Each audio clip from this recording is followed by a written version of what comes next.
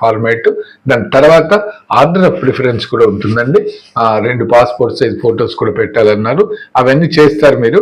తర్వాత ఏంటంటే ఫస్ట్ మనకు ఆర్డర్ ఆఫ్ ప్రిఫరెన్స్ లో 3 కేటగిరీస్ ఉన్నాయండి. Order of preference for the cadre, name of the cadre అంటే 3 విభాగాలండి. ఒకటి postal assistant, circle office, regional office. Second one postal assistant, post offices. ఇక మిగిలింది సార్టింగ్ అసిస్టెంట్. ఈ 3 మీ ఆర్డర్ ఆఫ్ ప్రిఫరెన్స్ అంటే మీరు postal assistant కోసం అప్లై చేస్తున్నారు, అక్కడ మీరు దీన్ని నంబర్ 1 అని వేసుకోవాలండి. తర్వాత మీరు సార్టింగ్ అసిస్టెంట్ కావాలనుకున్నారు 2. తర్వాత పోస్టల్ అసిస్టెంట్ సిఓఆర్ఓ లాస్ట్ ప్రిఫరెన్స్ ఇద్దాం అనుకున్నారు 3. దీంట్లో ఇచ్చి తర్వాత మీకు వరుసగా డివిజన్స్ ఇచ్చారండి. అది తెలంగాణ సర్కిల్లోనూ ఉంది, అలాగే మనకి ఏపీ సర్కిల్ అప్లికేషన్ ఫార్మాట్లో కూడా ఉంటుందండి. అన్ని డివిజన్స్ మీరు ఆర్డర్ ఆఫ్ ప్రిఫరెన్స్ వాళ్ళు ప్రతి డివిజన్ వేకెన్సీస్ మెన్షన్ చేశారు కాబట్టి వాటిని దృష్టిలో ఉంచుకొని మీరు చేయాలండి. ఇందులో ఏంటంటే ఆర్డర్ ఆఫ్ ప్రిఫరెన్స్ లో ఒకటి లాస్ట్ లో మీకు ఇచ్చినటువంటి దాంట్లో ఏమి ఇచ్చారంటేనండి, ఈ అప్లికేషన్ ఫార్మాట్ లో ఏదైతే మీరు ప్రిఫరెన్స్ ఆఫ్ ఇది ఇస్తారో అంటే candidate has not furnished his or her order of preference for all cadres, divisions, units in the circle, but opted for a few or limited number of cadres, divisions, units. His her candidature for selection promotion will be considered against the cadres, divisions, units opted only and will not be considered against any other cadres, divisions, units which were not opted by him. అంటే మీరు ఇప్పుడు ఇక్కడ సే మనకు AP సర్కిల్దే అనుకోండి, ఇక్కడ అనకాపల్లి డివిజన్లో మీరు apply చేసుకోలేదండి. Apply చేసుకున్నప్పుడు మీ మెరిట్ అంతా కూడా తీస్తారు. తీసిన తర్వాత మీకంటే మెరిట్ ఉన్నటువంటి వాళ్ళు మీరు మెరిట్లో ముందున్నారు, మీ తర్వాత ఉండొచ్చు. కానీ మీరు అనకాపల్లి వేకెన్సీస్ అక్కడ దాకా వచ్చి ఆగింది, అనకాపల్లి డివిజన్లో వేకెన్సీస్కు మిమ్మల్ని కన్సిడర్ చేయరు. ఎందుకు అంటే మీరు అప్లై చేయలేదు. ఈ కాన్సెప్ట్ అండి, మీరు జాగ్రత్తగా చూసుకొని చేయండి.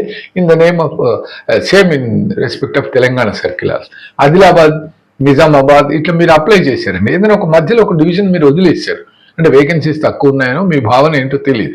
అటువంటప్పుడు మెరిట్లో మీకంటే ముందున్న వాళ్ళు కూడా అన్ని డివిజన్స్కి అప్లై చేసి అడ్జస్ట్ అయిపోయి మీరు ఆదిలాబాద్ డివిజన్కే వచ్చారు, కానీ మీరు ఆదిలాబాద్ డివిజన్కి అప్లై చేయలేదు. అప్పుడు మీరు మెరిట్లో ఉన్నప్పటికీ కూడా మిమ్మల్ని తప్పిస్తారండి. అదొక్కటి మాత్రం జాగ్రత్తగా గమనించి అన్ని చూసుకునే మీరు అప్లికేషన్ ఫామ్లో ఆర్డర్ ఆఫ్ ప్రిఫరెన్స్ ఇచ్చేటప్పుడు జాగ్రత్తగా చూసుకొని చేయండి. మిగతా అంతా కూడా సేమ్ టు సేమ్ అండి, ఎటువంటి మార్పులు లేవు. సిలబస్ కానీ ఏది కూడా మారలేదండి. పేపర్ 2 మాత్రం మనకు తీసేశారు. ఈ పేపర్ 1 కరెక్షన్ అయిన తర్వాత అప్పుడు 1:3 1:5 టెస్ట్కు కంప్యూటర్ ఎగ్జామ్ పిలవడం జరుగుతుంది. తదుపరి అది కూడా క్వాలిఫైయింగ్ ఎగ్జామ్, దాన్ని తీసేస్తాం. అంటే దాంట్లో క్వాలిఫై అయిన వాళ్ళని కన్సిడర్ చేసి పేపర్ 1లో వచ్చినటువంటి మెరిట్ ప్రకారమే సెలెక్షన్ జరుగుతుందండి. దీనికి సంబంధించి మనం ఇప్పుడు 16th సండే నుంచి ఆన్లైన్ క్లాస్ అనేది స్టార్ట్ అవుతుందండి.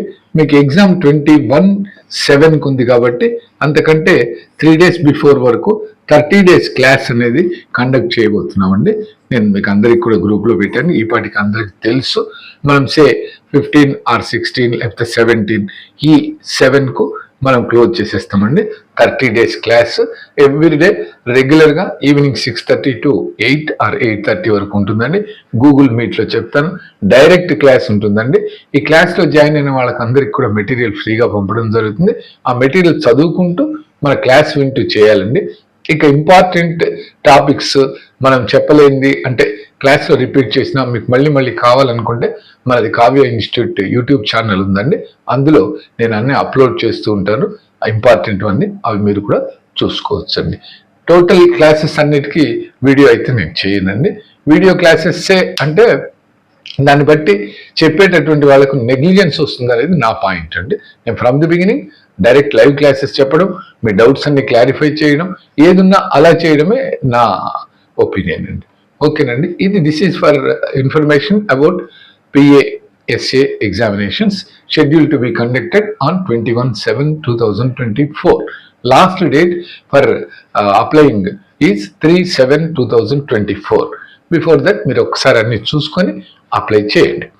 తర్వాత ఇంకొక విషయం కూడా వచ్చిందండి, ఏదైతే పోస్ట్ 1 MTS ఎగ్జామ్స్ రాయడానికి ఎంటీఎస్ ఎగ్జామ్ రాయాలంటే 3 సంవత్సరాలు, పోస్ట్ మ్యాన్ ఎగ్జామ్ రాయాలంటే 5 సంవత్సరాలు సర్వీస్ ఉండాలనే దాన్ని ఈ ఒక్క సంవత్సరం 2024కు 1 year ఎగ్జామ్షన్ అంటే కన్సిడర్ చేశారు అనేది లెటర్ వచ్చిందండి. I will make a video tomorrow about that అండి. ఏది పోస్ట్ మ్యాన్కు 4 years అయింది, ఎంటీఎస్కు 2 years అయింది అనేటటువంటి దాని గురించి పూర్తి డీటెయిల్స్ ఇలాంటి వీడియోని రేపు ఒకటి చేసి మీకు రేపు తెలియజేస్తానండి. దానికోసం కూడా వెయిట్ చేయండి. క్లాసెస్ జాయిన్ కావాలనుకునే వాళ్ళు నా నంబర్స్ అందరికీ తెలుసండి. 8341168125, 9640298673. రీజనబుల్గానే ఉంటుందండి. ఫీ కూడా, మెటీరియల్ కూడా మనం ఫ్రీగా పంపిస్తాం. క్లాస్లో ఎటువంటి ప్రాబ్లం ఉండదండి. ఇంక్లూడింగ్ మ్యాథ్స్, జీకే కూడా డిస్కషన్ ఉంటుంది. ఓకేనండి. థ్యాంక్ యూ అండి. Thank you very much.